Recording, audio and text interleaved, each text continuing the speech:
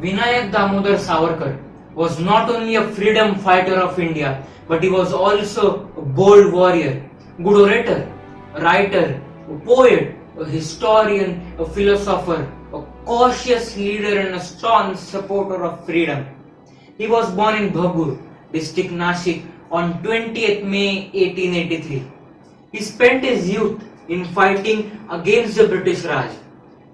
In 1901, Savarkar was a Ferguson College student and was influenced by the speeches of Bal Gangadhar Tilak. In his college days, Savarkar was a leader of the youth in the freedom movement. In 1904, he established an International Revolution Institute named Abhinav Bharat. In 1905, he burned the imported cloths as a token of India's protest against the imported cloths. His patriotic speeches and activities irritated the British government, and as a result, his BA degree was withdrawn by the government. In 1906, he left to London to become a barrister. However, in London, he united the Indian students against the British. He passed the barrister examination, but because of his anti-government activities, he was denied the degree. The Scotland Yard police then arrested Savarkar and ordered to be sent back to India. Savarkar jumped from a sailing ship. With a constable waiting outside, he entered the toilet, broke the window, wriggled out somehow and jumped into the ocean to swim his way to Marseilles port. Unfortunately, the rescue party was late by a few minutes and the French police on guard returned Savarkar to the British cops. Savarkar was charged with serious offences of illegal transportation of weapons, provocative speeches, and was sentenced to 50 years of jail and deported to Blackwaters, Kalapani, Andaman Cellular Jail.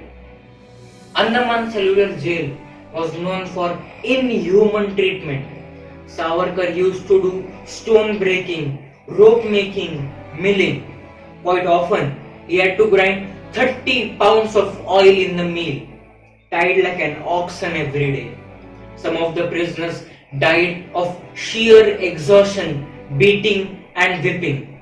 Bad food, insanitary conditions, stone beds, cold weather in winter used to take his toll. In tremendous pain and restrictions, he never lost his love towards his motherland. He found a nail and wrote his epic Kamla consisting thousands of lines on the plastered mud wall of his cell in the darkness. After spending 16 years in the cellular jail, Savarkar was transferred to Ratnagiri jail and then kept under a house arrest.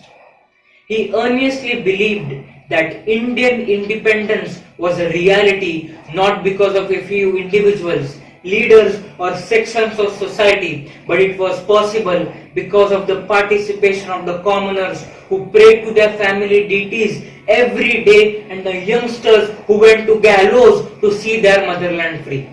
India got freedom on 15th August 1947. Savarkar passed away on 26 February 1966.